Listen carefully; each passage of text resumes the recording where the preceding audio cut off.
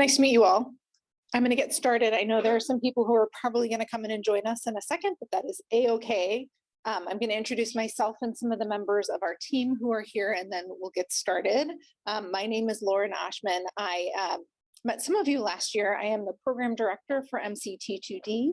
Our prior program director, Caroline Richardson, moved to Brown to be the chair of their family medicine department. So I'm very, very happy to get to take over as program director. I just want to introduce our team members over here in the corner.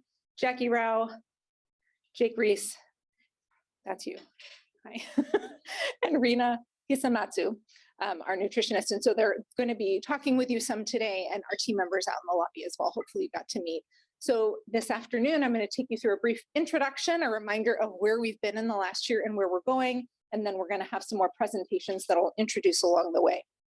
I think I always enjoy starting with a patient story, right? We're doing this for our patients. That's why you all took time out of your busy evening to come be here with us, in addition to the food and the chocolate bar this evening. So she says, Lisa, I don't know if it was my doctor's approach, but it was what I needed at the right time, and it made all the difference. In our first appointment, immediately, she said, enough playing around. Your numbers are going up and up, and it's time to take this seriously.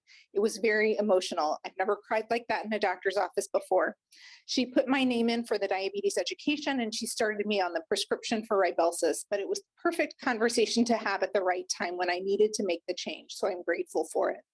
I think this story really talks about the physician or the APP having the resources on hand so that when that patient was ready to make the change, they were able to get all of those items needed for the patient at that time. And so hopefully we're all learning that through MCT2D.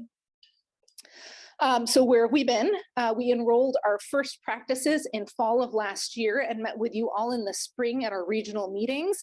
That was our first time bringing our practice champions together. Part of the reason we want to be in a room together is so that we can talk to each other and learn what's going well and learn from each other about what we can do differently. We introduced the start of the MCT2D data dashboards, and we'll talk a little bit more about what's new in our data dashboards today. We talked about barriers and challenges in managing type 2 diabetes, and we had an educational session about chronic kidney disease. Our collaborative wide meeting is available on YouTube if you would like to watch it. The piece I would highlight is our keynote speaker, Dr. David Ludwig. He is a well-known expert in ketogenic or very low carbohydrate diets for type 2 diabetes. Really excellent presentation if you'd like to watch that. And then we had a lovely presentation from Blue Cross about cost savings. So looking even in the short term at prescribing SGLT2s and GLPs, and how that might save money even for cardiovascular hospitalizations within a year or two. So starting to be able to produce that evidence for our payers, our health insurance colleagues. What we've been working on, so you've been part of the learning community, and certainly part of our collaborative is just getting everyone to improve, but the other part of it is doing it together and learning from each other. And so we will continue to have educational events that are going to be online or virtual. We'll continue to have the learning community newsletter, and we'll continue to ask you, both for patients who would be willing to talk to us and to be part of our blog, to be willing to be interviewed to talk about what's going well in your practices. And then finally, for the end of year one, we had submission of case summaries. Thank you all for doing those. I had to do them. I had to convince the doctors in my practice to do them. It turned out fine, but we're going to be taking a look at them and thinking about the themes. What did people do? What did they think? And we'll be analyzing those and doing some data analysis to see, where do we all stand and what do we want to put our energy behind for year two. Today's agenda, I'm going to talk for another few minutes. I'm going to ask Jake Reese to come up at that point, and we're going to talk about our data dashboard and some updates that we've been able to put in place since we last met with you. Then we're going to spend some time looking at summary statistics. So this is a big deal for us to be able to not just use our data dashboard to find patients, but to say, as a collaborative, how are we doing on average with A1C control, prescribing medications, et cetera. So we'll have some time to discuss that and to see what you think. You will have a break and more time to enjoy chocolate. And then we're going to ask Dr. Alzohaili to talk to us about CGMs and type 2 diabetes. And the conversation that I'd like to have is really about care coordination between endocrinologists and primary care physicians and teams. How to share these patients as diabetes is getting more complicated, who owns the patient with type 2 diabetes, And then after that, I'm going to ask Rina to come up, and she's going to do an educational session on low carb diets. It's been certainly a need for many of us. And so hopefully at the end of this session, you'll walk away feeling like you have a better understanding of how to start those conversations with patients. And then we'll wrap up and get you out of here on time. So I'm going to provide a few more updates. The things I really wanted to share with you is that we're growing. It's very, very exciting. We have more than 300 primary care practices that are part of this CQI, 300 fellow practices to learn from, 15 nephrology practices and 14 endocrinology practice. That's 1,000 plus doctors and however many patients we're taking care of in Michigan. A huge opportunity to improve on a population level, going from 28 different physician organizations. As you saw, the patient comment was a patient who's on our advisory board. So really putting the voice of our patients first. We've been using the advisory board this year to have patients look at our tools, tell us, is this right on? Is this something you think would be useful to you? What else do you want? A lot of the ideas for our affordability and insurance tools have come from our patients. And certainly if you have patients who are willing to talk to us, we'd love to know about that. New this year, we'll be convening the first meeting of our steering committee. So we have, as the coordinating center, the program director and our team been doing a lot of the heavy lifting and planning this year, but this is our collaborative as physicians for our patients. And so we want the ideas and decisions to be coming from all of you. So our first meeting of the steering committee will be holding later this year. And those 12 members are from physicians, providers, physician organization leaders, patients, endocrinologists, and nephrologists. The second great thing I have to report to you is that we've been doing a lot of advocacy on the state level to get better coverage for CGMs. I know it has been very challenging to figure out which patients with type 2 diabetes are able to obtain a CGM and what the requirements are. So if you look in the folder in front of you, there is a one-page blue handout that is a simplified handout of a multi-page handout that is probably the one I use the most, and that's our insurance coverage tool. And on there, you'll see the columns for SGLTs, GLPs, and CGMs, starting to give us a bird's eye view of coverage needs for patients with type 2 diabetes. There's two particular insurance products I want to highlight for you. The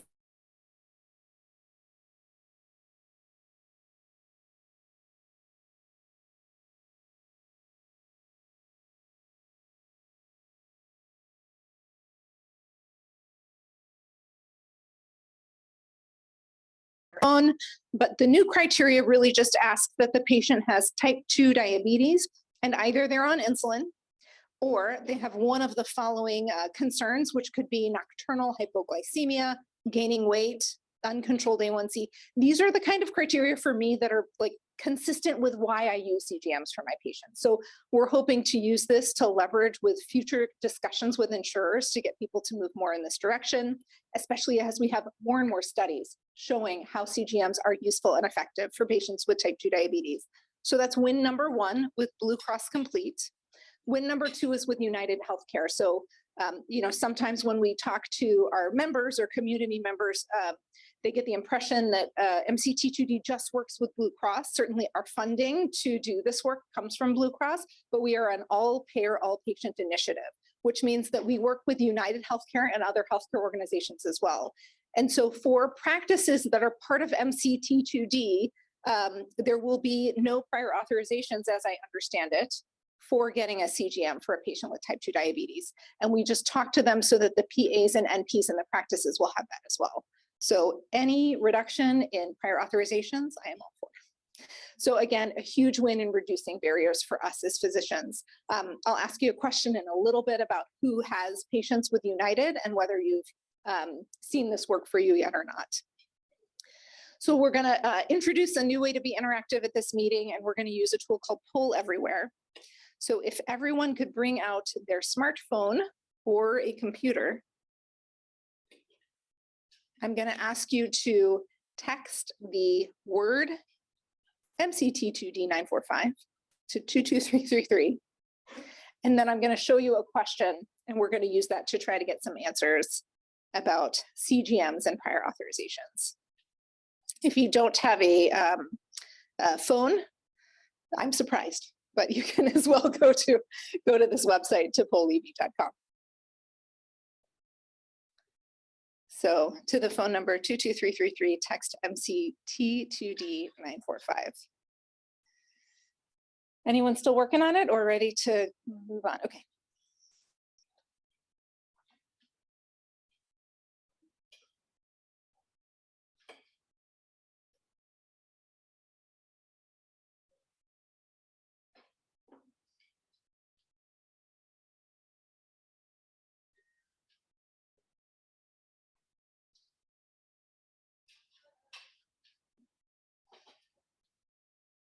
All right, ready to go? So I'm going to ask you a question, and all you have to type in is the letter A, B, or C to this message stream that's now on your phone. Have you submitted any CGM prescriptions for United Healthcare patients since we changed this coverage requirement in mid-August? C, I haven't done any. B, but there were issues getting it to go through without prior authorization. And A, yes, they went through without any issues. And as you do this, I'll tell you that United Healthcare is really regional in Michigan. And so we have much more penetration with that insurance on the west side of the state. Not surprising to me over here that we don't have as many patients with United. All right, I'll wait a few more seconds. Anyone else want to answer? So if you were the person who had the issue getting it covered, then I would like you to speak to Jackie because United does want feedback from us about whether this is working or not. As with anything, change can be difficult.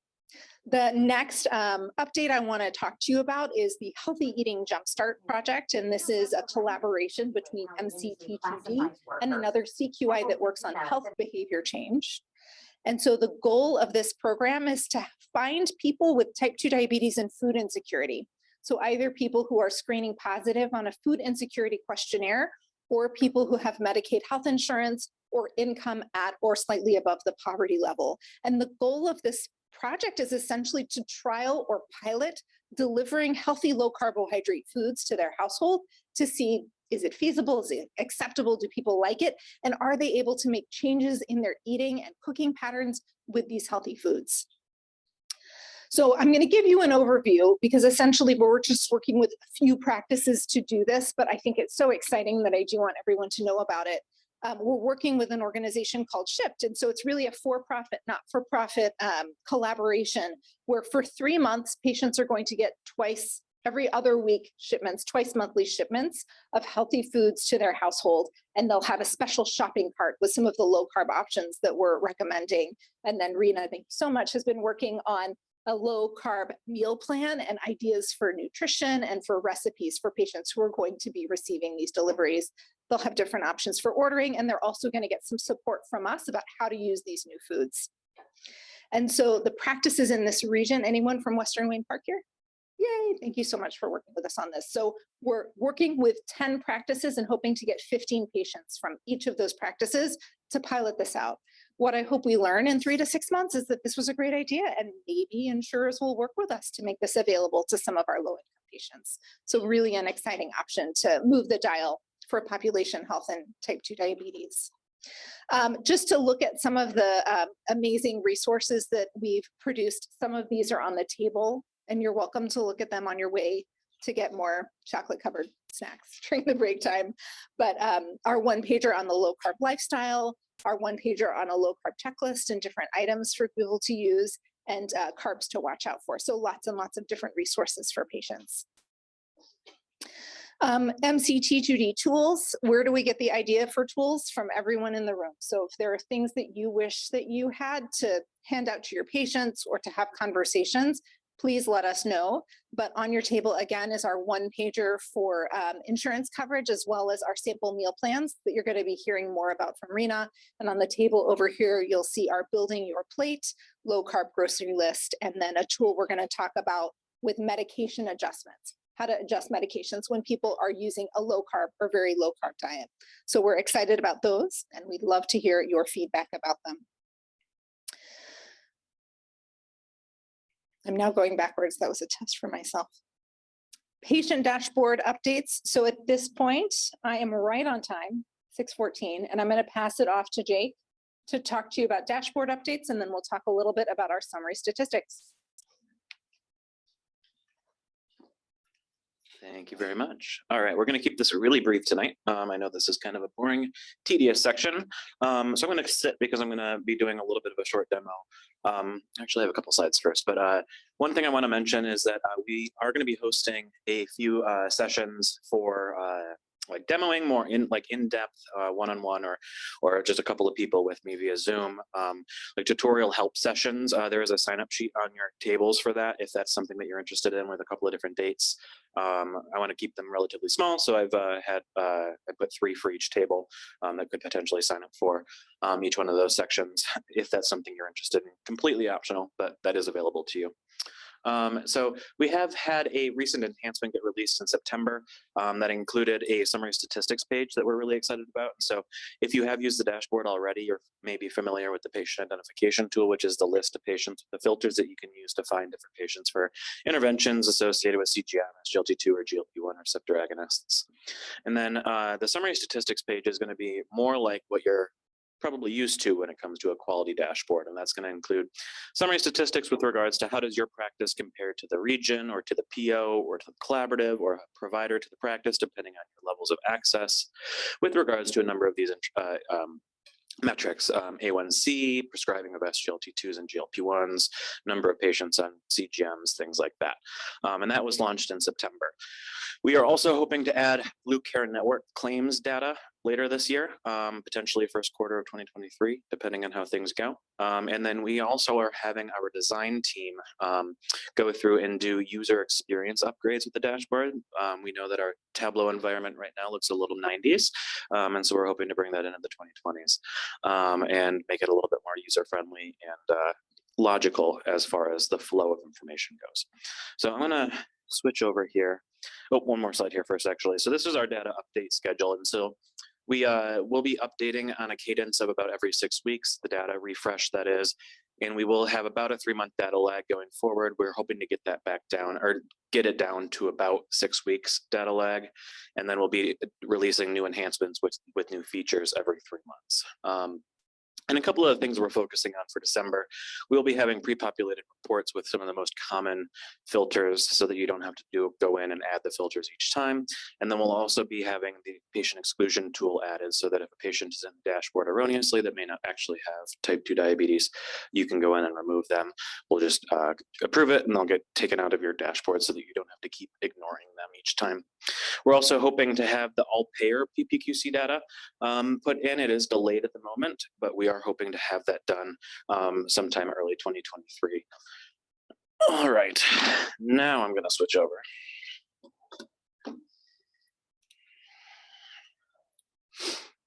And I'm going to keep this very brief because I know this is a tedious section. I'm going to go right over to the summary statistics page. And so on the top bar here, you have all of these different tabs. It functions a lot like a Google Chrome window. And so we have this new tab here, the Summary Measures tab. If I click on that, and if you've used the dashboard, you're probably familiar with the fact that it takes a minute to load each time.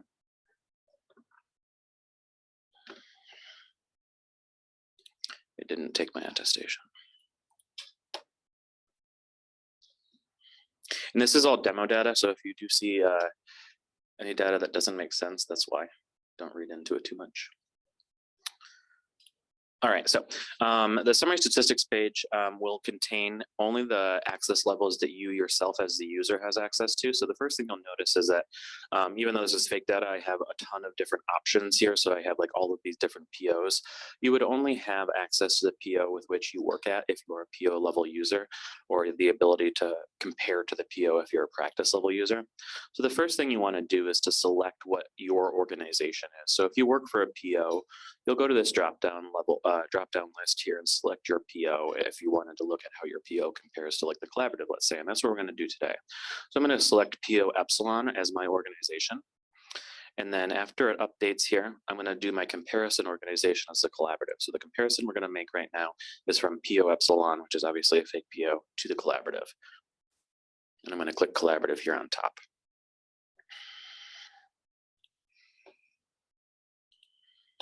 And we're already there. Okay. So on the right-hand side here, this is what is the basis of our summary statistics page. And so in the middle of the page here, we have this bar graph. And so what we're looking at right now is SGLT2 and GLP-1 receptor agonist prescriptions. Again, this is demo data. Obviously, 55.4% of patients in this dashboard is ridiculously high for being on these scripts. But again, fake data. And you can see that we are comparing our PO epsilon here in this teal to the collaborative here in navy. So this is the basis of what you'll default to when you log into the summary statistics page. On the top here, we have these two things stay static no matter which of these metrics, what we'll talk about more, that you click on. So we have SGLT2 or GLP-1 receptor agonist prescriptions here, and then CGM on the right. And so what this is telling us is for this fake PO is in the bottom 50% of the collaborative when it comes to number of patients on a medication. That it's kind of a misnomer because we're not saying like you're underperforming because there's no metric as to how many patients should be on it. It's just to tell you where you fall with regards to those scripts.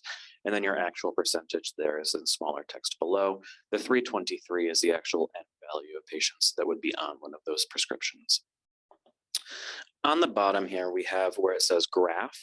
These are three different ways to visualize the same data. So right now you can see that we defaulted to the bar graph. If we actually click on comparison, what we're going to do is we're going to have considerably more things to compare to. It's going to be the practices within that PO, if you have that level of access, as well as the other regions. So you'll be able to see how all of these fake regions compare to your PO. So we have practices and we have the region, the region that you're in. This PO epsilon falls into the white-tailed deer region. So all of them show up here on these bar graphs.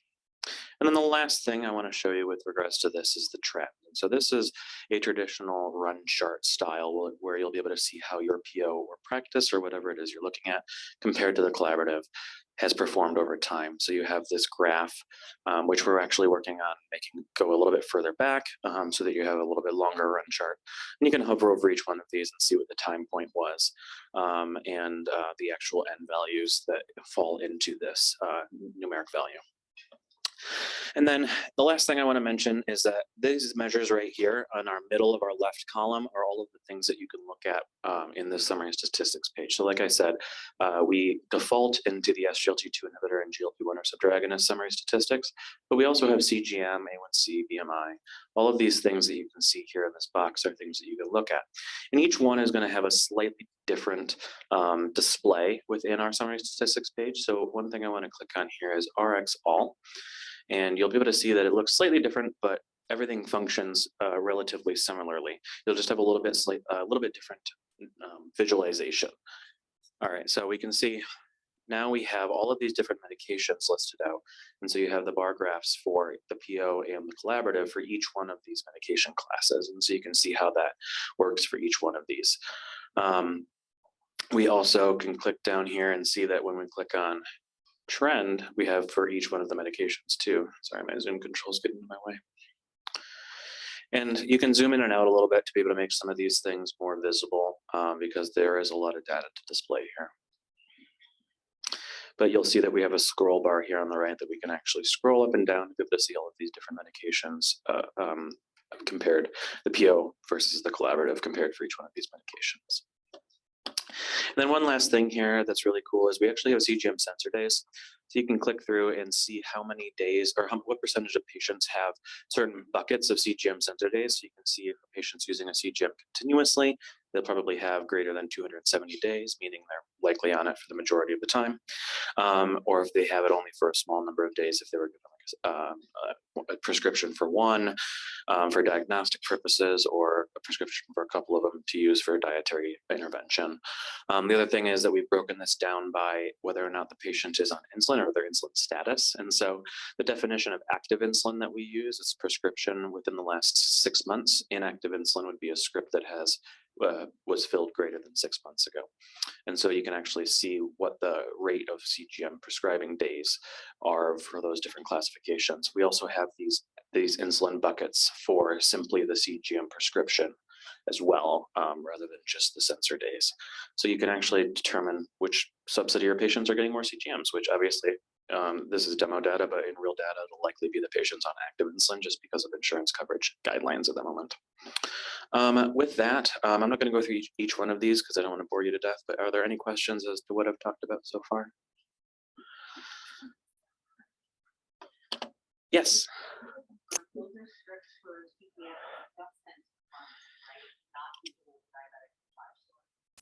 We get the scripts through claims, and so as long as it's through the medical claim, we can track it. Yep. Yeah. Yes. Yes. Yep. Anything else? I highly encourage you to go in and just click around and play around with this. The best way to learn it is to just kind of check out things. There's a lot to each one of these things, and so, like I say, we could talk for 2 hours just about this. But like say, if you are interested in going through and doing more of an interactive one-on-one session, please feel free to sign up for a session on the tables there, and I'll meet with you guys either individually or in small groups, and we'll go through and can actually give you remote control of my computer, and you can play around with it if you don't have access to the dashboard. All right. Last call for questions. Great.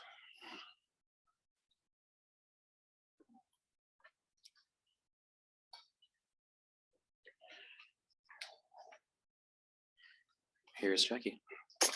Great, thank you, Jake. Okay, so we're going to switch over to the discussion portion of the meeting. And what we have for you today is on each table, we have 3 copies of some summary statistics pertaining to your region and how you compare to the collaborative and other regions in MCT2D. I'm going to tell you a little bit about the data first so that you understand what you're looking at. So the data that's presented in the reports on your tables includes only patients who have been attributed to a primary care physician that is a participant in MCT2D. The patient population includes all patients who have type 2 diabetes and are on at least 1 diabetes medication. So we group the diabetes medications into the appropriate classes. So we have metformin, sulfonylureas, insulin, SGLT2s, and GLP-1s, et cetera there. Prior to examining the reports, it's important to note that the data is preliminary and that there are no limitations. So like we've covered tonight, one limitation of the data is that it is only Blue Cross Blue Shield, preferred provider organization, or Medicare Advantage members for now as we work to expand our data set. And in addition, medication data is not available for patients who have pharmacy carve-outs through their employer. So the prescribing numbers may be underestimated overall as far as the end, but the percent should still be accurate. The data is limited to the time frame of January 1st, 2021 until June 30th, 2022. So accounting for these limitations, the current patient population consists of 30,932 unique patients at the collaborative level and 6,323 patients within this region, the Blue Jay region. The report also includes graphs that shows the 6 other regions of MCT2D. This was done to allow participants to view how your region compares to others within the collaborative as a whole.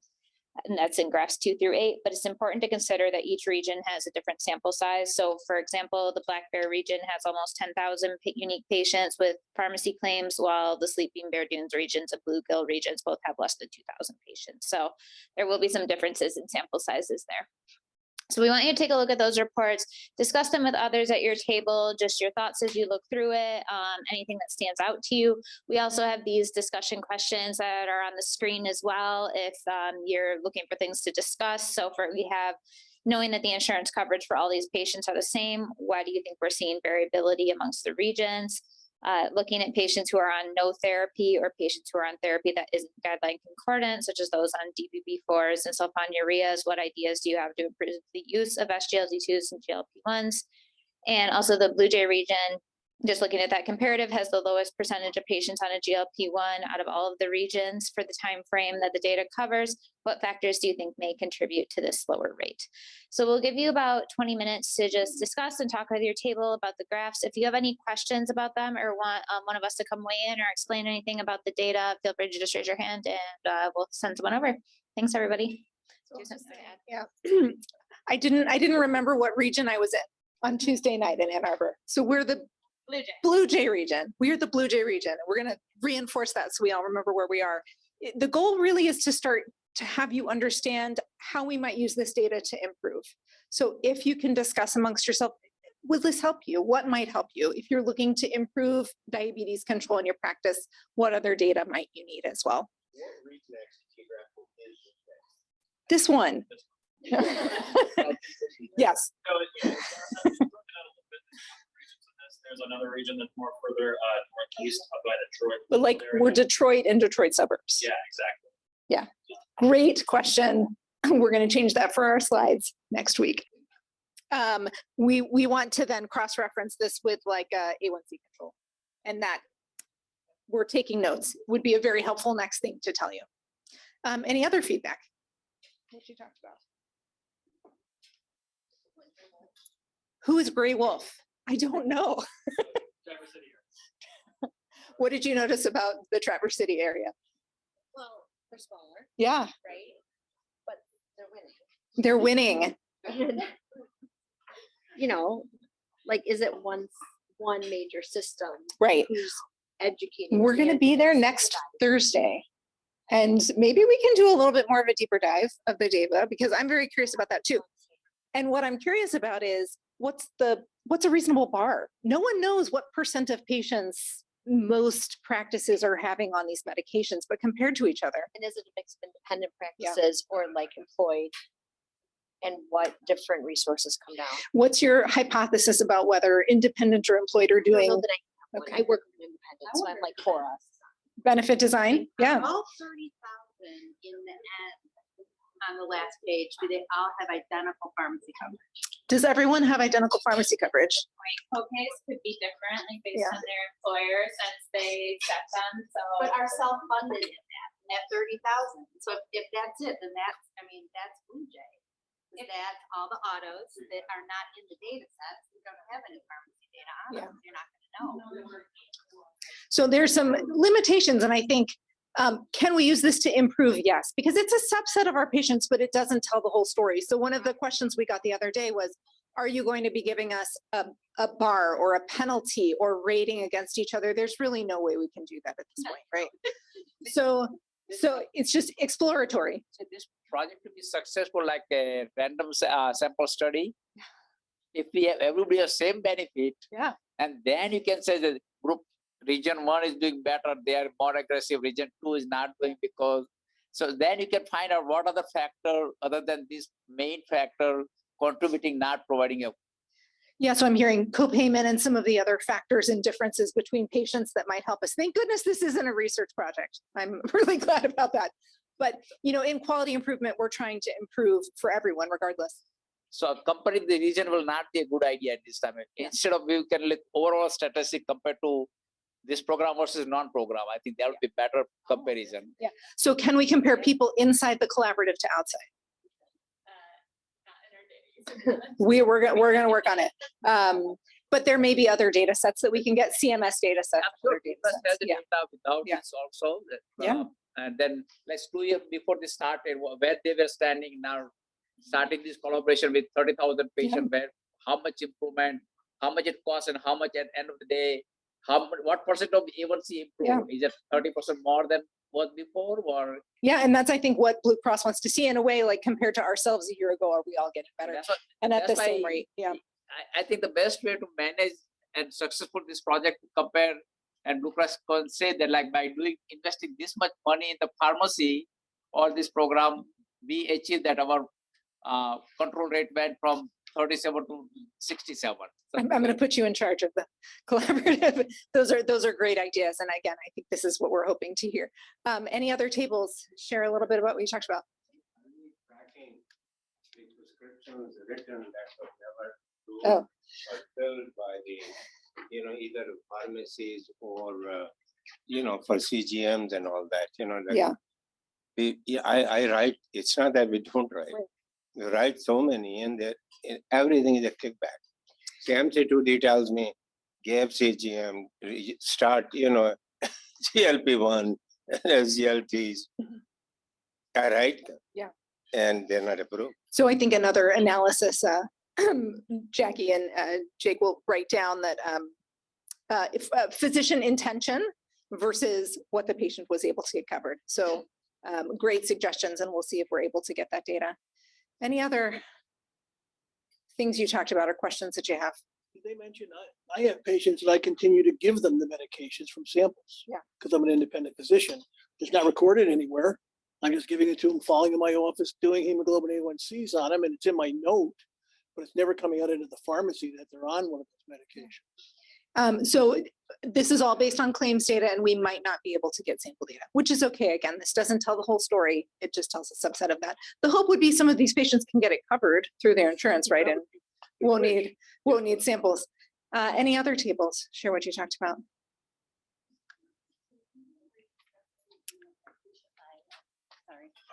We're discussing patient buy-in. So, you know, patients on a sulfonylurea or a DPP4, and or the provider recommends changing it, and they're like, "Why? My A1C is 6.7. I'm doing well." Or, you know, I watched this commercial where some of these prescriptions, these older medications, are not on TV anymore, talking about amputations or UTIs and things like that. So I do think the population's more hearing about the medications, but maybe focusing on the negative. Yeah. I mean, I think if your patients are like mine, they're coming in saying, "Can I get the GLP that my neighbor is on?" And they lost a bunch of weight. But for SGLT2s, for sure, risks that are listed in those commercials are a part of it. And, you know, I think what I'm really curious to find about this data is like the patient with heart failure, are they getting an SGLT2? So what we're hoping to share with you by the end of the year is some more really specific data about patients who would very, very much benefit. I'll come over here. Maybe last comment. Again, one of the things is the geographic area. Some population can pay the copay or not. The copay could be $100, $200, or $300. So a lot of patients, they have 5, 6, 10 pills. And they say there's no way, whether I'm going to eat, I'm going to go the copay. Certain area may be willing to and be able to pay those copays. A lot of these patients not. A lot of these Medicare Advantage patients, if they had to pay $10, they say that's too much. I can't pay that. $100 just out of reach. So that's the big geographic area will make a big difference. I think you know, one of the things I take away from this is just because you have private insurance does not mean you have extra money to spend on prescriptions. And I don't know what information we can find from our data. We can probably find some geographic and census tract area data that show us a little bit about the neighborhoods our patients are living in. One of the things we haven't really talked about with MCT2D yet is health disparities and communities that may have worse access to improvement in diabetes because of that. But it's definitely something we hope to be able to dig deeper into this year. Any last comments before I let you all go to a break? So the question I think was, can we tell physicians who are prescribers and are not prescribers? I think we can. I think that would actually be easy to show. So a good idea for us to take a look, just again, like you said, writing the prescriptions versus the patients filling them. Can we show some things about variability? If I show up at your office versus someone else, am I more or less likely to be offered a medication? I think that's very interesting to us. A lot of the work we've done, even in the first year, is just educating everyone, right? Getting all on the same page about why you might want to use an SGLT or GLP. I think in primary care, all of us, it's a learning curve. Some people are on a different place on that curve than others, having more experience. Any last comments before break? Yeah. Go ahead.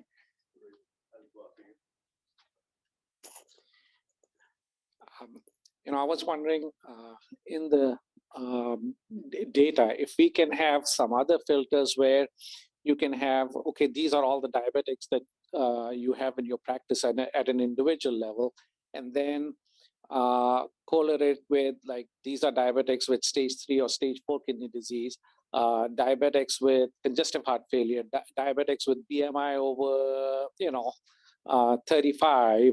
And that is very useful tool to us, because we can then filter that data and then do gap closure. So like I would like to know how many diabetics I have who have a BMI over 35, how many diabetics I have who have chronic kidney disease stage 4, where I might think like, gee, I want to use Farxiga, or have coronary artery disease or congestive heart failure. I can answer that a little bit. Great question. So in the dashboard currently, you can filter for specifically having a diagnosis of type 2. You can also filter by BMI currently. You can also filter by any of the medications that they're on or specifically not on. You can also filter by whether or not they have a diagnosis of CKD. The only thing that you mentioned that we don't currently have is the stage of CKD, simply due to the way that data is flowing through in our PPQC data. We are hoping to be able to filter by stage of CKD once we have CCDA data available. But everything else you mentioned is already in the dashboard. Yeah.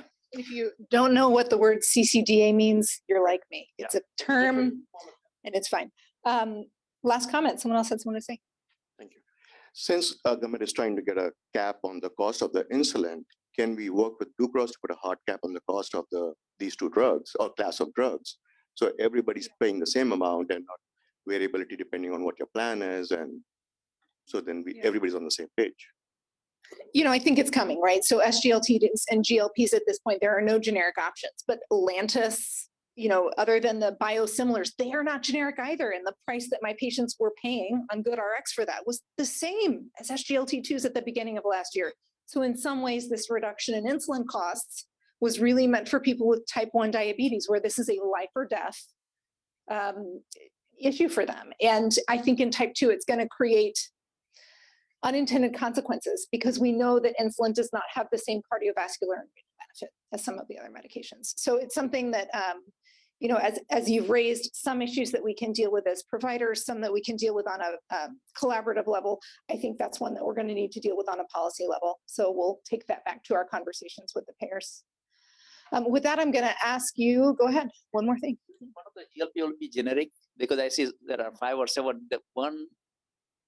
I mean, they should be. So I think another few years. I will look that up on the braid. Yeah, I mean, it's going to be, well, I mean, Byetta will be generic, but that's not my favorite GL. Fall of 2023. Yeah. Hopeful. All right, I will let everyone go to break now. This is great. You're the best region with the best questions and comments. So please take 10 minutes, have some coffee. Okay, everyone, we're going to go ahead and get started again.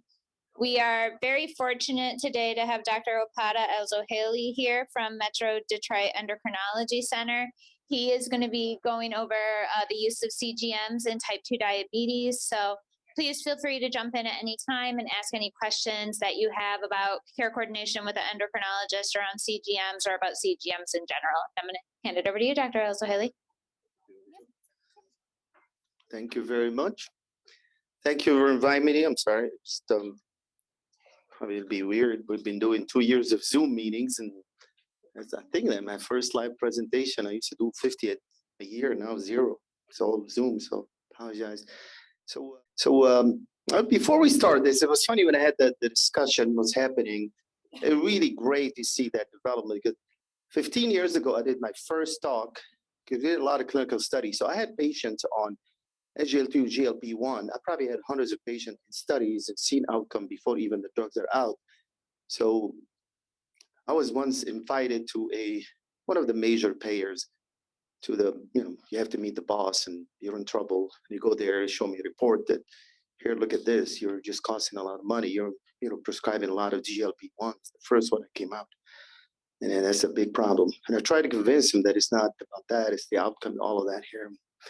He wasn't too happy with me. At the end, he had diabetes and obesity. And he told me, what should I do at the end? So you don't see that drug on the top of the list.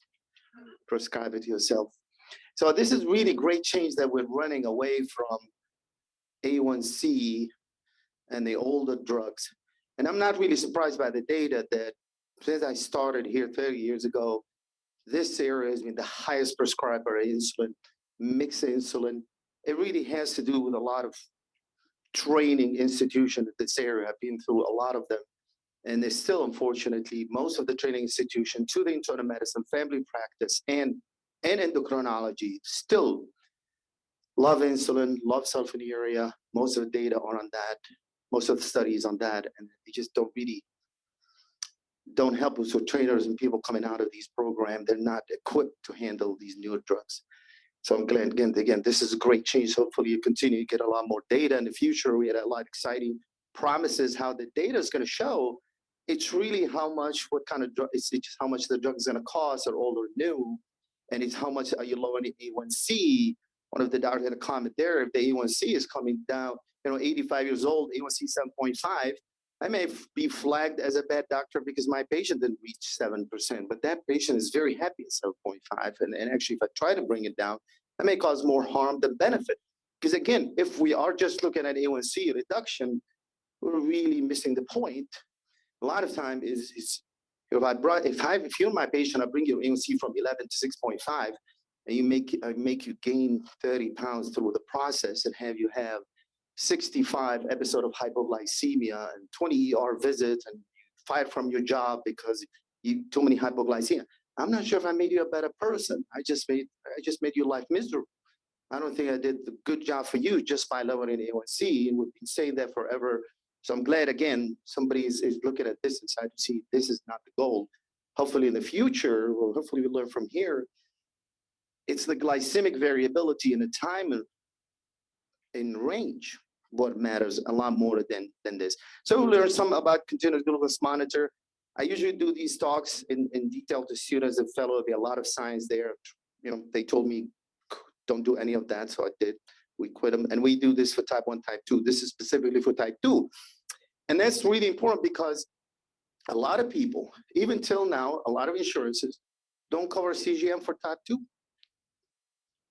It's on a personal or professional levels. Remember, CGM is the one you have in the office. You can buy these professional Libres or Guardians or Dexcoms, and put the patient on. Patient come back in 2 weeks. You get tons of data, and you'll learn exactly what the patient behavior is. And whatever the drug he's on, we'll learn a lot about our patient by doing this. You see, we have probably 20,000 patient data on a lot of these CGMs, and everybody's different. Everybody behave different. Everybody's habits are different. You learn how when you do more of these. And you learn that you don't have to be on insulin. You don't have to be type 1. You don't have to be brittle to benefit from CGM. And I'm glad the talk is on type 2 diabetes. This is really just saying that, again, the A1C reduction, with the point we're talking about, there's not a cutoff. What is the best A1C? We don't know. We don't think 7 is the best. And again, this is an older study, but it's still showing, depending on insulin oral agent. This is, again, these studies were done when we didn't have the newer drugs. We think these will be different with the newer drugs because the glycemic variability and hypoglycemia is going to be way less with the newer drug comparing. At that time, we had only insulin, sulfonylurea, and metformin. So the A1C is not like LDL. It's not a straight line. It's almost a J curve for all agent, almost a U curve in insulin. That doesn't mean if I get my A1C here 6 and see this is looking at survival. So again, lowering A1C, if you have no idea what you're doing, you're killing your patient. Exactly what happened. Hopefully we'll show you pictures of what did that mean. Since A1C is an average, so somebody who have a sugar is 120 all the time may have an A1C 135, may have an A1C 6.57%. Somebody who have a sugar is 50 to 400 may have the same A1C. This person is a ticking bomb. He can die from this. He can die from one of these low episodes. Again, this is not perfect, but it's the same A1C, but you see the variation is less.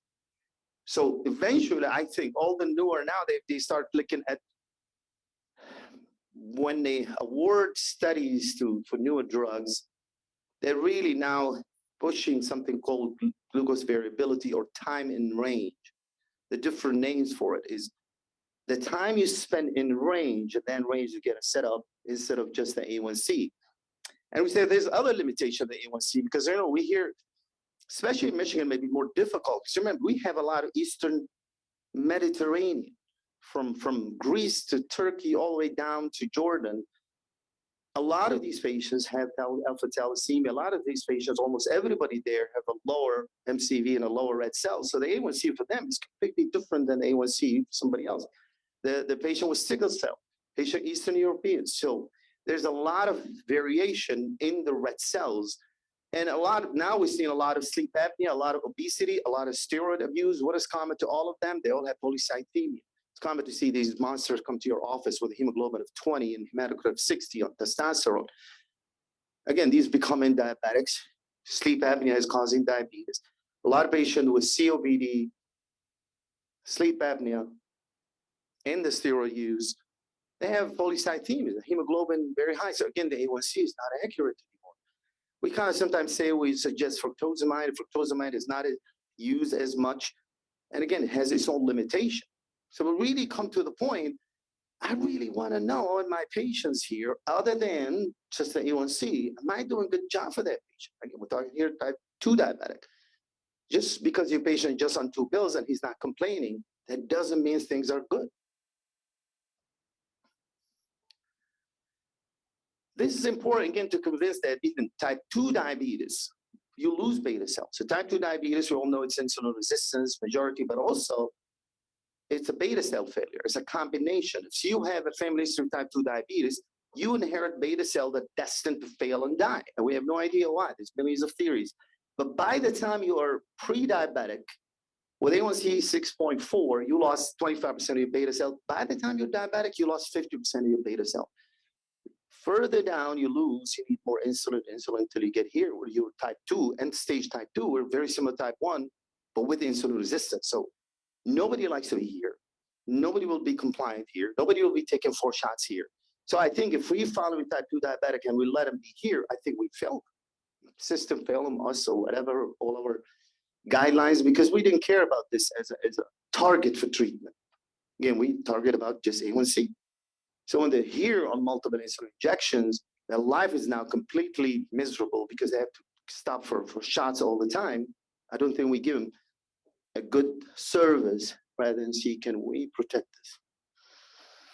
So again, knowing that type 2 diabetics still have beta cell dysfunction, and they still don't have brittle sugars, and they still have this variation that it have to be monitored carefully. This is just showing here that older data, the more A1C, the more time you check your sugar, the better outcome. This is again, these are older studies here. This is looking at what the problem we have with these. And with all of you, we still, now we have better, we download a lot of stuff, but we used to have patients come in, we're writing these things here. We all know that people lie. We all know that people make these numbers. I have the teenagers, the funniest, because they will be like 120, 120, 120, 120, 20, the whole page. Not only that, I have one patient who predict, like even 2 months later, he'll bring me the book. He's 120 for the next 3 months. I tell my patient, if there's no blood stains on the paper, you're lying. So a lot of times people tell you, you have hypoglycemia? Absolutely not. Do you check your shirt? Absolutely yes.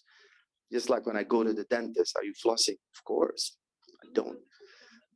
So these again, trusting our patient. I was just talking to the doctors that my first presentation to a group of endocrinologists at a university, there was a few of the older professors in the room, and they laughed at me. This was like probably 13 years ago, and I told them, you will never manage diabetics in the future without CGM.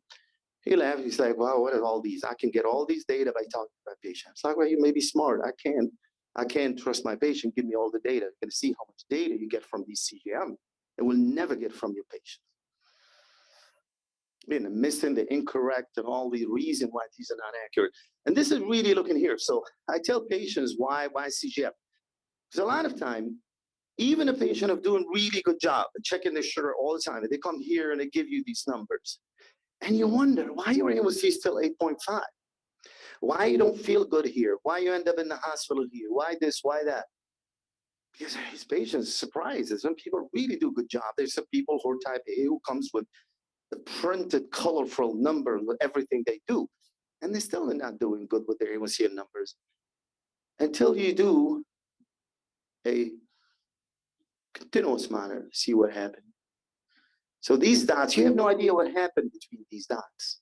These dots give you some information, but the profile gives you a lot more information. Again, the new data, and this is again, hopefully, if it's 2 ways you can use the CGMs. One of them is You have a bunch of Libras in your office or Guardians or whatever. I can't say one brand over the other. We use all. You put a patient on, come back 2 weeks. Nice about it, you tell the patient, I want you please for these 2 weeks, check your sugar. Write down, when did you take your medication? What did you eat? What do you have? And the patient says, hey, listen, here's $10, man. I'll give $10. Please do it for 2 weeks because that's going to help me a lot. I don't give him $10. I'm just bribe the patient, beg him. Because that information becomes so important. When the patient come back with this profile, you go back to the note. You say, what happened? Because sometimes you see dinners like this, sometimes dinners like this. Then we all learn. It's like the patient say, I eat the same every night. It's like, Saturday night, what happened? Friday night, what happened? Thursday night, what happened? I have patients every Mondays. You know, I had patients who always perfect and all sugars. They even use CGM. Eventually, you put CGM on every day. Her sugar is like perfect. Friday night, she's like this. Saturday night, she's like this. So I don't know, 2 bottles of wine can raise my sugar that high. And then she goes to 400 for the next 6 hours, 7 hours. There's also, remember again, we have cultural variation in here. We think that in other countries, their eating habits are different. I will go on missions all over the world and realize that people eat at different times. So a lot of the countries, they have small breakfast, big lunch, a little snack here. They snack here, they got maybe tea and herb. So their big meal is not lunch. So a lot of these older patients who come here, they're not working. Or even if they do, they still have the biggest meal is lunch at 2 o'clock. Completely different than how we eat here. I can never, you know, I have 70,000 patients. I can't do anything at lunchtime. But there's a lot of people, maybe your patients, when you realize why I can't control your sugar.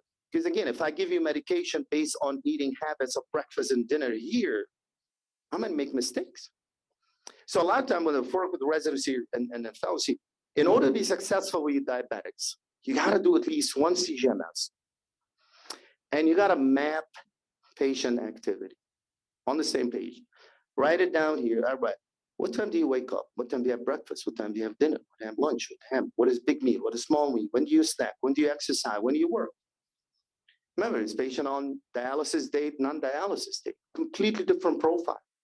There's patients on the weekends and weekdays, completely different profile. There's patients who have night shift and day shifts. There are a lot of shift workers here. Even physicians that I would have been on my patient, they change shifts, and a lot of people, the hospitalists, and they work nights and days. Day shift and night shift, the profile is different. Again, this is even for type 2.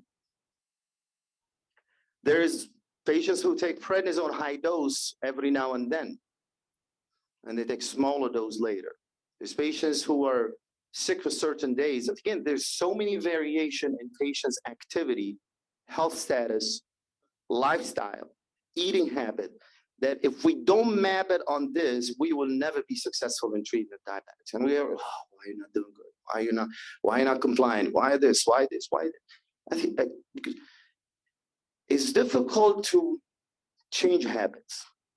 It's difficult to say, because first time I would train an institution here, they tell me put patient on, if it's need insulin, put them on 70-30, 2/3 in the morning, 1/3 at night, and that's it. And it never worked for anybody. Reason, again, variation in the habits on a different day. This is assuming that people have the same eating habit, same activity habit every day throughout the week, throughout the month, and that's impossible to have. Nobody like this. So when you map the variation of their lifestyle, first during the day, I have a lot of athletes. So a lot of athletes, we map, when do you exercise? I had football players. When do you play football? A lot of high school football players, they do 4 or 5 hours of practice, and they're diabetics. We have to map that and figure out, okay, when do you do these exercises? How many days? How you write the medication based on these days. Again, we assume the patient know how to make these changes. I can tell you, majority of the residents that I work with, they have no clue. So I'm assuming they'll go out, graduate and practice, and still they have no idea how to do this. So the patient can't do it. They think I've taken what my doctor is telling me, but I have variation. Again, because we didn't map your activity.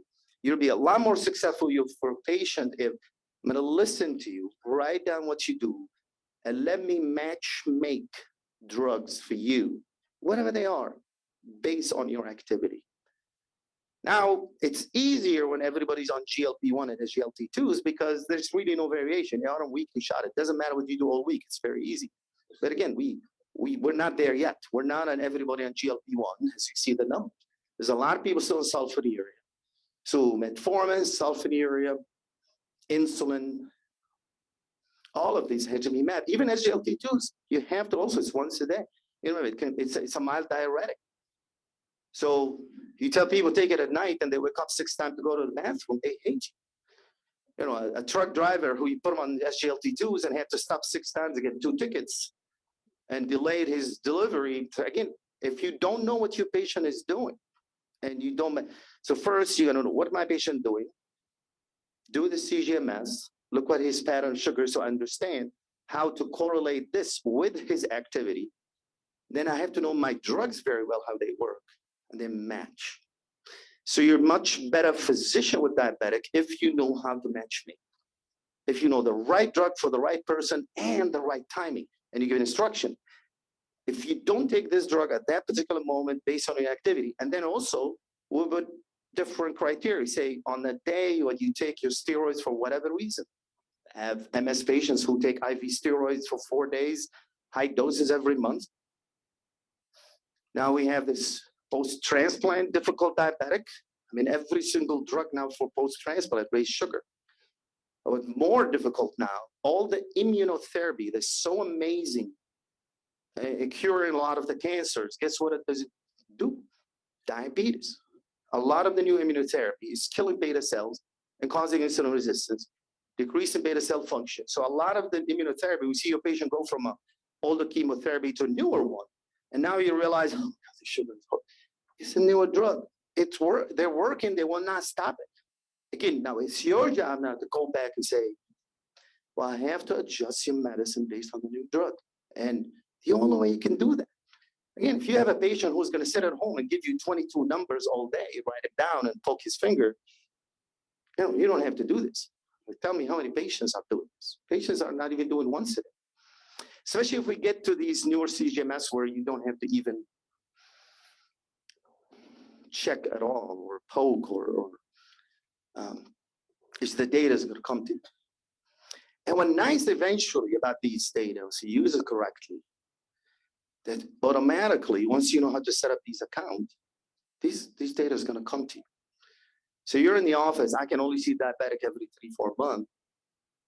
But I'm in the office, just like a really good cardiology program. You know, my patient, he said the UFM will call him every 30 seconds or 30 minutes and tell him what happened to you, your rhythm. So they have monitors check the heart rate for difficult patient all the time. Cardiologists have monitors for CHF while your weight is going up. What's going on? They have data, they go directly to the doctors.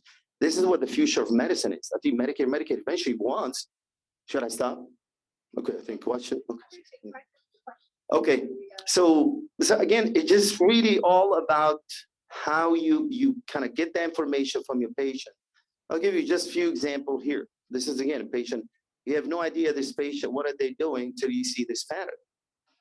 For example, why is so high here, low here? So the activity. This is all you're liking to see. This is a patient who take, a lot of medication. He takes 100 units of insulin in the morning, 70-30, sulfonylurea, all the medication. He doesn't take anything at night. And he swears he doesn't have a single episode of hypoglycemia. And you see this, because again, you have 5 hypoglycemic episodes. You stop sensing. Your brain fully, people, I can tell what my sugar is. No, you don't. I know you don't. And I'm an experiment and I do that with you. And I prove everybody's wrong. This is funny because this was a physician sent me her husband because she was giving him 70-30, 100 units at bedtime. And his A1C keep on going higher. And so she gets more and more and more 70-30 at night. And she said, he refused to take anything during the day.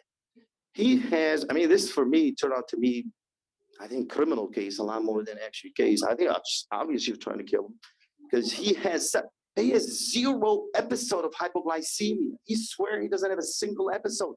This is what she was doing to him. And so this is kind of important slide to tell the difference between all 3. I can't tell you one is better. You're gonna have Libre 3, which probably be the cheapest and the easiest to work with, and it doesn't need no calibration. It's really about cost availability, but we use a lot of these systems, I'm sorry. Again, remember, there's the pro you can put in the office, there's code, you can actually generate an income from reviewing, actually putting these and review them, but also by having patients put these monitor on and adjust. So actually there's this, income that. And eventually, hopefully what we all, when this becomes available, then all of us in the room here will be sitting in the Bahamas on the beach, and we'll have a bunch of these in front of us, and each one of us will manage 1,000 diabetic.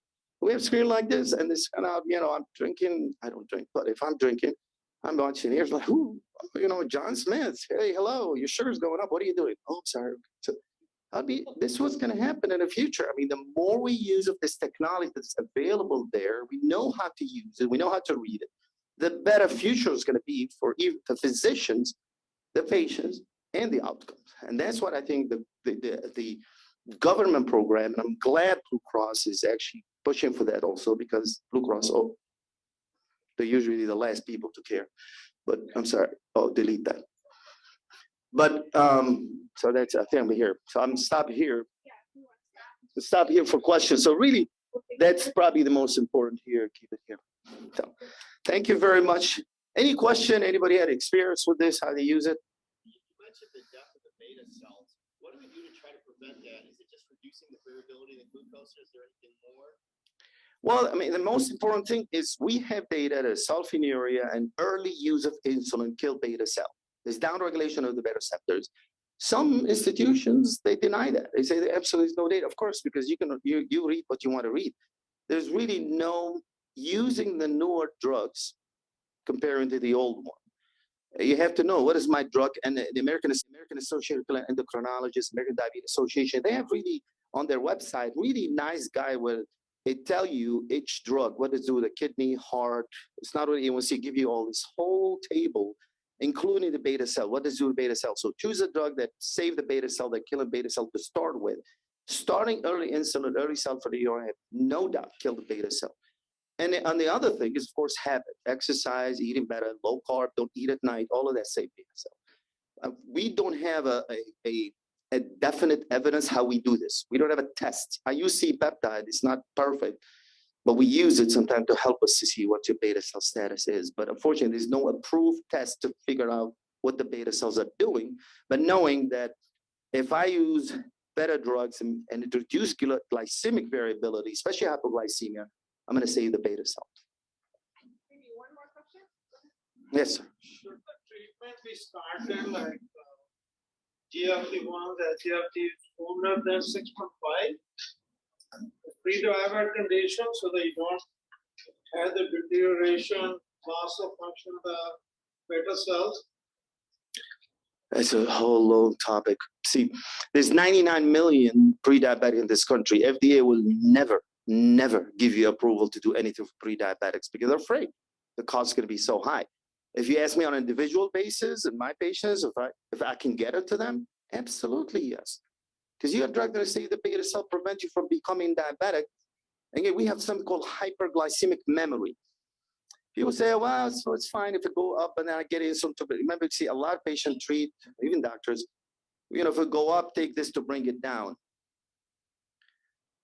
We have the mitochondria. Mitochondria, when sugar is high, it goes to mitochondria and cause this end-glycated products. The end-glycated products continue to produce by that mitochondria that is now destroyed by high sugar for the rest of your life.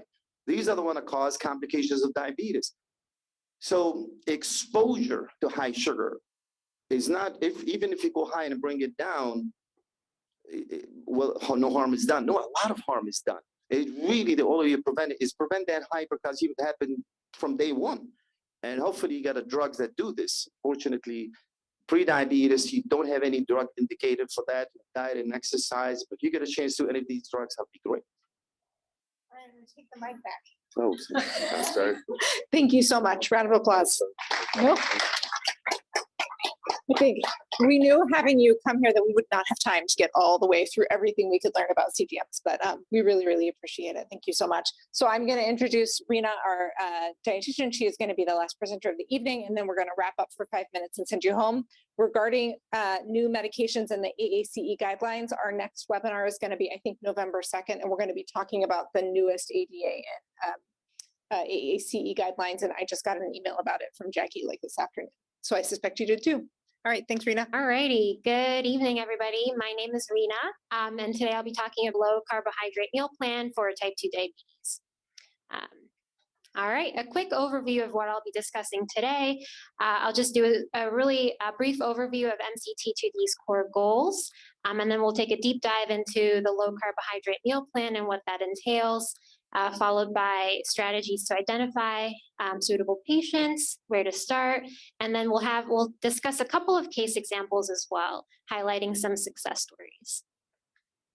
Okay, so as a quick reminder, the Michigan Collaborative for Type 2 Diabetes has 3 core quality improvement goals, and that is to prescribe the use of newer anti-hyperglycemic medications, including GLP-1s and SGLT2 inhibitors, to promote the use of continuous glucose monitors, as well as supporting lower carbohydrate meal plans.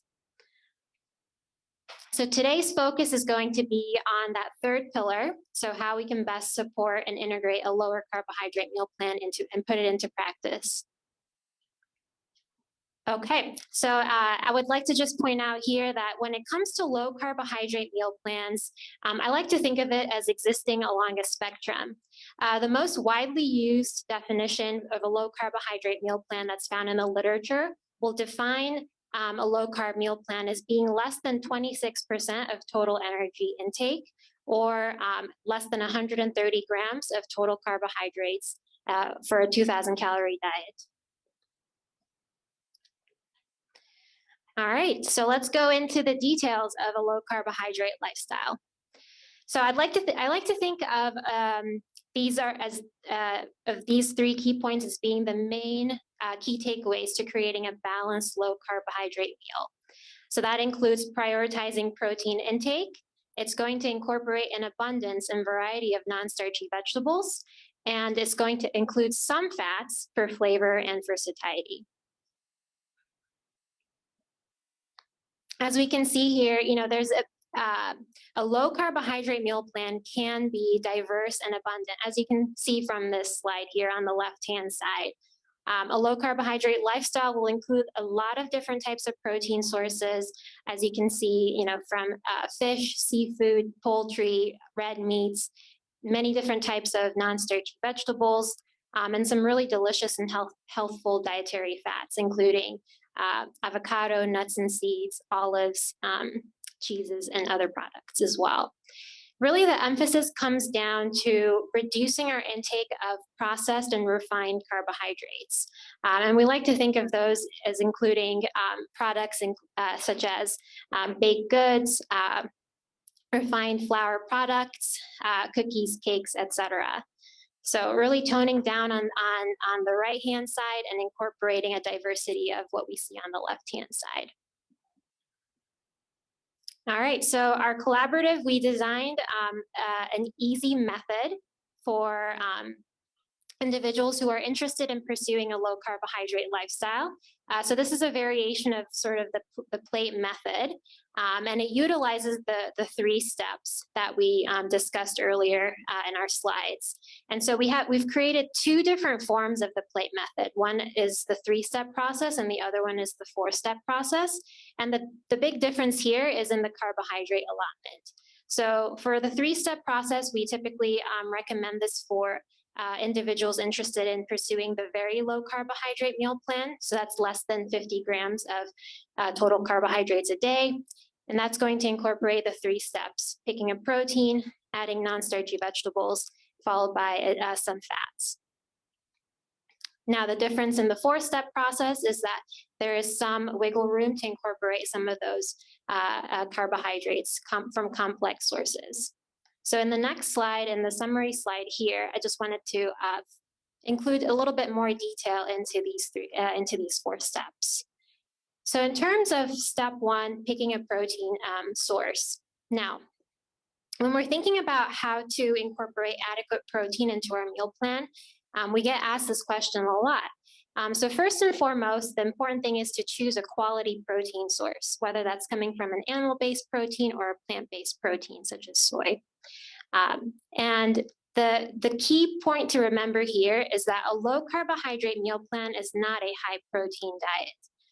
So what we always like to encourage our patients when they're pursuing a low carbohydrate lifestyle is to start with at least try to get 20 to 30 grams of protein at each meal, and adjust based on hunger, satiety, as well as their activity level. So adjust based on that. Step two is to incorporate non-starchy vegetables. Now, this point is oftentimes missed by a lot of people, right? When we think of low carb keto, we think of, just meat and cheese. But this is a really crucial and important piece to a healthful low carbohydrate lifestyle. So we really always emphasize and encourage, fill half your plate with a variety of different types of non-starchy vegetables, including what you can see there, greens, cruciferous vegetables, etc. Now, step three, in terms of adding some fats. Now, this is another important piece. How much fats, right? And so when we're thinking about dietary fat, it's important to recognize that a little bit can go a long way. So we always want to emphasize that dietary fats are going to be there to add some flavor and some satiety. So there's no need to add an exorbitant amount to make a meal satisfying and filling. And as we know, there are a lot of natural fats already found in the foods that we eat, including eggs, including protein sources as well, and fish, which is also a protein source. All right, so step four is going to be adding some complex carbohydrates. Now, the amount of complex carbohydrates that you include will, of course, depend on the individual and their carbohydrate goal. So for those pursuing a low carbohydrate lifestyle, that's going to be between 50 and 130 grams of carbohydrates. They may have some wiggle room to incorporate some sources of carbohydrates. And generally, we encourage those carbohydrates to come from complex sources, so things such as whole grains, fruits, legumes, beans, lentils, and starchy vegetables like sweet potatoes. Oops, excuse me. All right, so this is a good segue to remind everybody that we are increasingly encouraged to individualize our interventions and our approach towards patient care. Now, this there's a lot going on this slide, but this is a snapshot or a screenshot from a figure that was published in the ADA's most recently published consensus statement. And they really highlighted the importance of having a holistic, person-centered approach to type 2 diabetes treatment. So really the takeaway here is how they really honed in on the fact that this is not a one-size-fits-all approach. We need to individualize and treat each patient as an individual with preferences and different preferences and values, with social determinants of health, with barriers to care and access, with different comorbidities.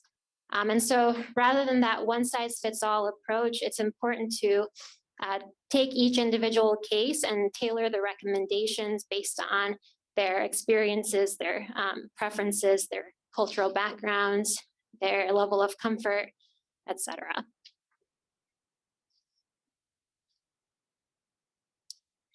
All right, so here I just wanted to highlight that a low carbohydrate lifestyle can be modified in different ways to fit different dietary preferences, cultural preferences, and that is our duty as healthcare providers to really help individuals from different cultural backgrounds and different preferences to pursue, to reach their goals. And so in terms of a low carbohydrate lifestyle, we can definitely modify, there are ways to modify protein sources to fit their dietary needs, as well as utilizing, fitting different cultural preferences by preserving those key elements of different cultural backgrounds, whether that be the use of different spices and cooking methods, and really focusing in on what are some of those substitutions we can make for those high starchy foods, while still preserving a lot of those cultural values and heritage. All right, so next up, I'm going to highlight our first case example. This one is from Dr. Nicholas Catcher. He's from a provider at Primary Care Partners. And I had the pleasure of talking about this patient with him over the phone, and he was really excited to share this case. It's a success story of one of his patients. And we have de-identified this patient, but we're going to call him Ted today. So I wanted to share his story. So this is a 40-year-old male with a history of type 2 diabetes, obesity, hypertension, and a TIA in 2019, currently on aspirin. So he established care with the diabetes clinic about a year ago with the following baseline, as you can see. So his starting weight was over 342 pounds. His A1C was at 6.6, and his fasting blood sugars were also elevated. He was on several different medications at the point of care. He was on Januvia, lisinopril, metformin, and aspirin. So he was, at the appointment, he was initiated on a GLP-1 receptor agonist, Ozempic to be precise, and his dose was escalated over a span of 4 to 5 months. And on top of the GLP, he was also recommended to try out a low carbohydrate meal plan. And he was educated to stay within 100, or counseled to stay within 100 grams of carbohydrates a day. The doctor shared with me a really interesting counseling technique that I'll be using in my clinic going forward, but he was counseled to avoid the 5 Ps. And that includes bread, pastries, regular pasta, and bread. Now, I know it starts with a B, but in French, it's pain, which is a P, so it counts. And he was also encouraged to focus on the 50-50 plate method. So plenty of protein, plenty of non-starchy vegetables. And thirdly, or lastly, he was also, together they worked on an exercise or activity goal together, and he was really interested in muscle strength training. Now, within just 1 year, some really incredible changes in outcomes were seen. So in terms of medication reduction, Ted was discontinued off of metformin, Januvia, and lisinopril. We see an incredible weight reduction of over 100 pounds within a year. A1C improved from 6.6 to 5.4, and his fasting blood sugars was also brought to normal range. And lastly, these are some quotes from Ted. He mentions that I'm eating smaller, more frequent meals, increasing my protein, lean protein sources and vegetables, and he's feeling great. He's receiving a lot of compliments from family and friends, and to him, that's been a really motivating factor. All right, so oftentimes I hear from patients a lot that a low carbohydrate lifestyle is very restrictive. Oftentimes, not tasty, it's just not the same. But I always like to highlight with patients and really just sort of open up, show them some of these recipes and some of these delicious foods that can be made, and they are low carb. So really, it's about tweaking and getting creative with some of these alternative favorites to some of our traditional starchy foods. So as you can see, cauliflower is a great example of a vegetable. You might be seeing cauliflower being used everywhere nowadays, but it truly is a magical vegetable, a cruciferous vegetable in so many ways. It can be used to make creamy mashed potatoes, an Asian-inspired fried rice, and more. So in your packets in front of you, you will also have a couple of sample meal plans. So these sample meal plans were developed by our team. And again, it's not an end-all be-all type of meal plan, but our intention here was to create some sort of something to, base and the meal plan off of, just to give a little bit of ideas, some inspirations in terms of where to begin, where to start. So we have a 7-day meal plan for both the low carb and very low carbohydrate meal plans. And we hope you'll take a look and let us know what you think. And we'd love your feedback on that as well. Okay. Now, in terms of identifying patients, in terms of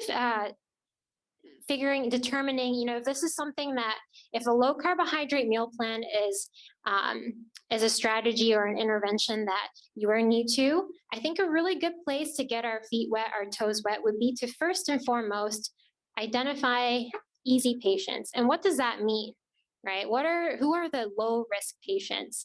So that might be patients who are not on a lot of these complicated mixture of medications. They include things like patients not on insulin, sulfonylureas, SGLT2 inhibitors. And of course, identifying patients who have an interest, who have an intrinsic motivation or want to do or pursue this intervention or this lifestyle. I also want to put up this reminder in terms of avoiding potential risks. So oftentimes when we are discussing about low carbohydrate meal plans, we do often come up with these two risks that we always strive to, of course, avoid and prevent from occurring. So one of them is hypoglycemia and hypotension. So when it comes to hypoglycemia, the most important thing is to make sure that we monitor all of the patient's medications, and if they need to be adjusted, they need to be adjusted prior to starting a low carbohydrate lifestyle. Specifically for insulins, combination insulin, sulfonylureas, SGLT2 inhibitors. Specifically on SGLT2 inhibitors, we do not recommend patients to pursue a low carbohydrate lifestyle. We do not recommend patients to start on a very low carbohydrate meal plan if they are on SGLT2 inhibitors. However, it may be safe for those who are pursuing a low carbohydrate meal plan that's greater than 100 grams of carbs a day. And secondly, in terms of hypotension, it's important to monitor blood pressure for all patients and adjust medications as needed prior to initiating the meal plan. All right, another way to look at it and another resource for you all. So we have a stoplight signal that gives a summary of recommendations on how to adapt medications for type 2 diabetes for individuals interested in pursuing a low carbohydrate meal plan. We also have another resource here that was created through MCT2D, which is a summary of what is found in the review paper as well. So take a look at that. All right, so I do want to recognize and acknowledge that we will always continue to have challenges. So these are ongoing challenges when it comes to time constraints, availability, access to resources. But of course, I don't like to just stop there. I do want to give a reminder to you all that we are continuing to grow the resources that we have and to share with you. So just as a reminder, we do have a lot of current resources available through the MCT2D resource web library. And if any of you are new to Diet Doctor, that is a really great resource for a lot of information on steps to start out a low carbohydrate lifestyle. They do offer a free CME course as well. Last time I checked a couple of weeks ago, they did have some glitches with the system, but hopefully it will be up and running soon again. So please check this out if you haven't already. All right, lastly, our next case example. This case was submitted by Dr. Dina Grausda from the VA in Ann Arbor. And this is a really wonderful case example of sort of what I mentioned earlier with the 3 pillars. It's a wonderful example of putting all those 3 pillars together. And together, we see that it has really wonderful and positive impacts on patients and their health outcomes. So this patient is Fred. He is a 69-year-old male with type 2 diabetes, and he was diagnosed in 2007. So when he was first seen in clinic, he was initiated on a low carb and CGM program together.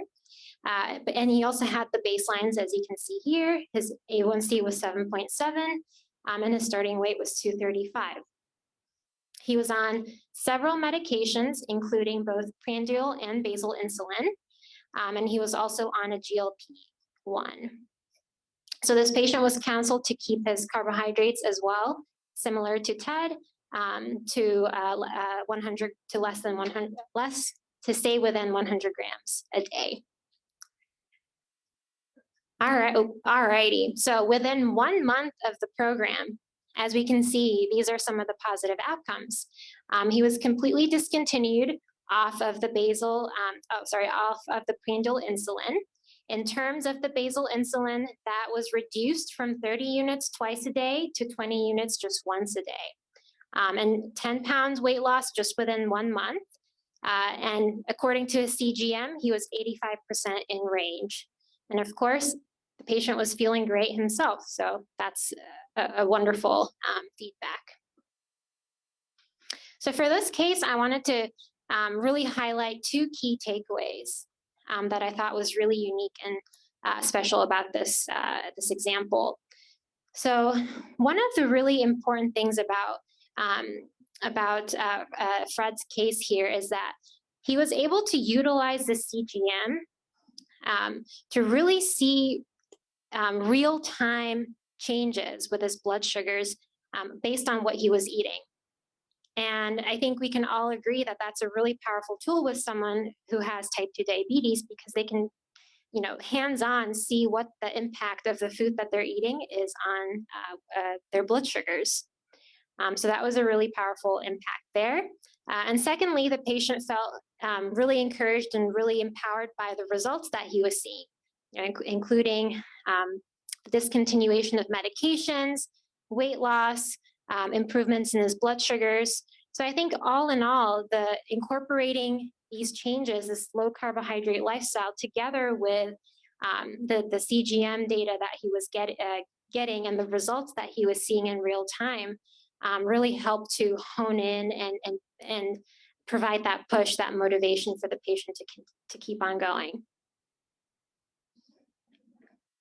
And last but not least, I always like to end my talk with just a final thought, a final takeaway. A low carbohydrate lifestyle, we can think of it as an iterative process. So it's going to need a lot of trialing, a lot of adjusting, a lot of back and forth. It's not going to be a one size fits all. And it's going to take a lot of work, but it's such a rewarding and wonderful intervention that, as we can see from some of these cases, can be life-changing as well. So with that, I will end my talk, and any questions that you all have, I would love to address. So thank you.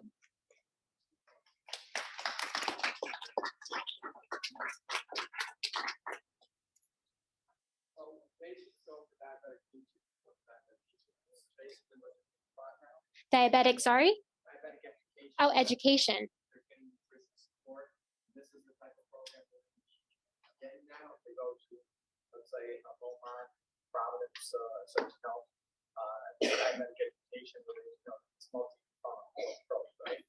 So, yeah, that's a great question. So this is different from the traditional diabetes education program.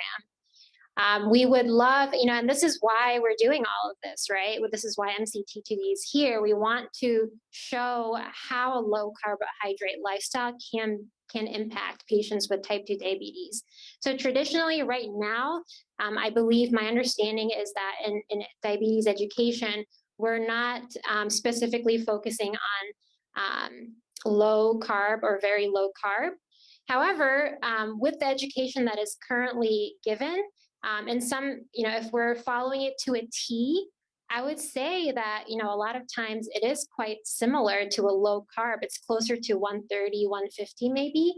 I'm not sure if any of you in the room are dietitians, but, we're oftentimes in traditional education, we encourage 30 to 45 grams of carbs at each meal. So, it's similar, but we don't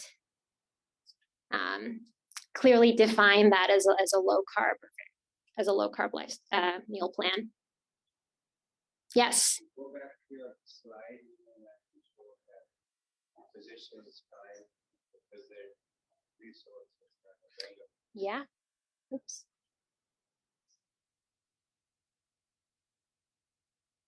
This one? Yes. That's a great question. Solutions. I wish I had some solutions. What we can offer is resources, and I think just learning from one another, right? And in terms of it's depending on the clinic, things are going to have to change from like the top level, I think, in terms of funding for more resources, right? For more staffing issues is usually a problem. We don't have enough nurses, MAs, doctors, RDs, in many of these clinics. So I think, policy change, talking with medical organizations to really support, give support to dietitians, give support to MAs, give support to nurses so that we can fully staff these clinics all throughout Michigan and hopefully overcome some of these challenges that we continue to have. Yeah. Thank you so much. Really appreciate you, Rina.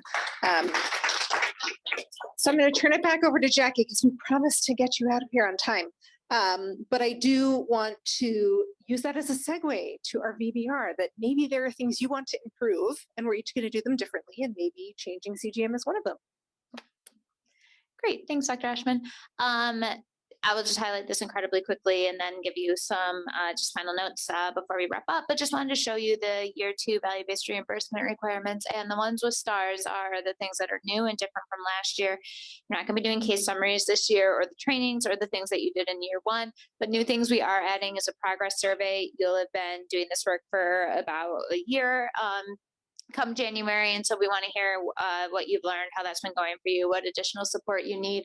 We'll also be asking practices to identify and submit something that they've learned as a best practice that they think might help other clinics, something that they've implemented in regards to one of the initiatives. We'll provide a template for that and let you know more about it. And since coverage and cost comes up so frequently in these meetings for our members, we're going to try to develop out some additional materials for you about detailed coverage for your primary payer that we'll ask you to watch and then learn about as well.